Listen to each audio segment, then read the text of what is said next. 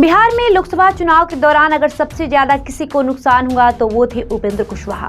सिर्फ एक सीट से रालोजपा ने चुनाव लड़ा और उस सीट पर भी उपेंद्र कुशवाहा खुद खड़े थे, लेकिन वो शाहाबाद में इंडिया गठबंधन की आधी में टिक नहीं पाए।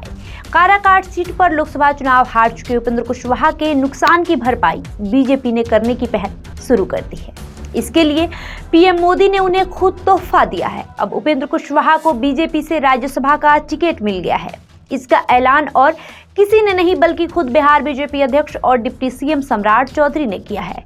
उन्होंने कहा कि उपेंद्र कुशवाहा एनडीए के नेता है और इसलिए वो एनडीए के राज्यसभा उम्मीदवार भी हैं।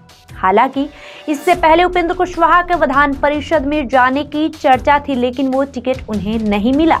कहा जा रहा था कि बीजेपी ने पहले से ही उनके लिए कुछ बड़ा सोच रखा है। इस लोकसभा चुनाव में उपेंद्र कुशवाहा की किस्मत ने उनका साथ नहीं दिया था। साथ ही एनडीए के कुशवाहा वोट तक उन्हें ढंग से ट्रांसफर नहीं किया गया था। काराकाट में इसी वजह से उपेंद्र कुशवाहा को माले के राजाराम कुशवाहा ने हार का मुंह दिखा दिया। यही नहीं, उपेंद्र कुशवाहा इस चुनाव में तीसरे नंबर पर आ गए। ऐन वक्त पर बीजेपी से दगाकर चुनाव में खड़े होने वाले भोजपुरी स्टार पवन सिंह दूसरे नंबर पर रहे। अगर हार जीत का अंतर देखें तो उपेंद्र कुशवाहा को विजयी उम्मीदवार राजाराम कुशवाहा से 1,26,705 वोटों से पीछे रह गए, लेकिन अंत तक कुशवाहा ने एनडीए यानी पीएम मोदी का साथ नहीं छोड़ा। हारने के बाद भी उम्मीद थी कि उपेंद्र कुशवाहा विधान परिषद जाएंगे, लेकिन वहां भी उन्हें टिकट नहीं मिला। आखिर में पीएम मोदी ने उपेंद्र कुशवाहा को एनडीए से वफादारी का इनाम दिया।